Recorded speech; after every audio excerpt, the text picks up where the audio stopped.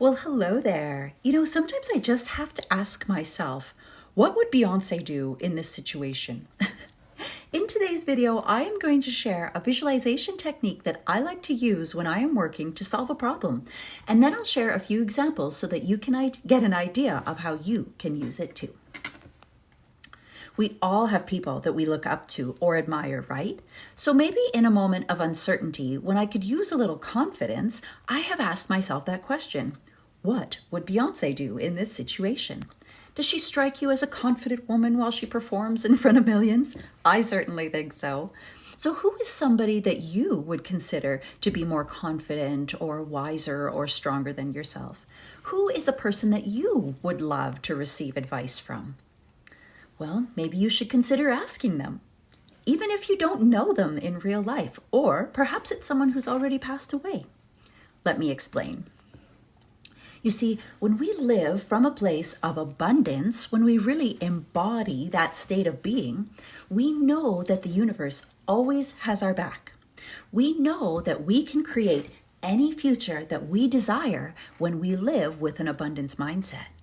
The reason is that we are existing on a level that allows us to connect with the energy that exists in everything around us.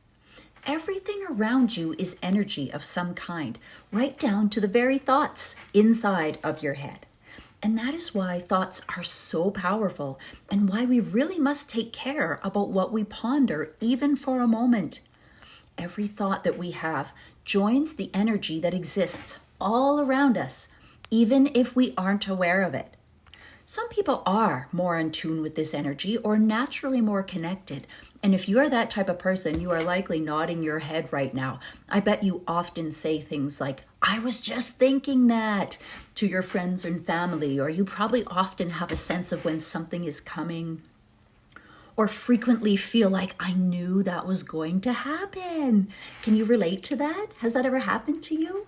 Type yes, that's me in the comments if that has happened to you. Now here's another example. Bear with me here.